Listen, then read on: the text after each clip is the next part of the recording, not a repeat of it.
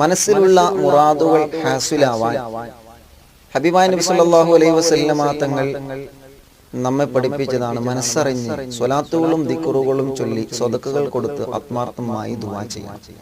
മനസ്സിലുള്ള മുറാദുകൾ ഹാസിലാവാൻ മഹാന്മാരെ പല വഴികളും നമുക്ക് പറഞ്ഞു തന്നിട്ടുണ്ട്. ഇന്ന് നമ്മൾ ചർച്ച ചെയ്യുന്നത് മഹാനായ ഇമാം ശിഹാബുദ്ദീൻ സുഹ്റവർദി റളിയല്ലാഹു അൻഹു സഅദത്തുദ് ദാറൈൻ എന്ന കിതാബിൽ പറയുന്നു, നിങ്ങളെ മനസ്സിലുള്ള മുറാദുകൾ ഹാസിലാവണമെങ്കിൽ വെള്ളിയാഴ്ച ദിവസം വുളു എടുത്തിട്ട് ജുമഅയുടെ മുന്നോടിയായിട്ട് വുളുഓടുകൂടി 200 തവണ അസ്മാഉൽ ഹുസ്നയിൽപ്പെട്ട യാ അല്ലാഹ് എന്നുള്ള ദിക്ർ, വലിയ മഹത്വമുള്ള ദിക്റാണ്.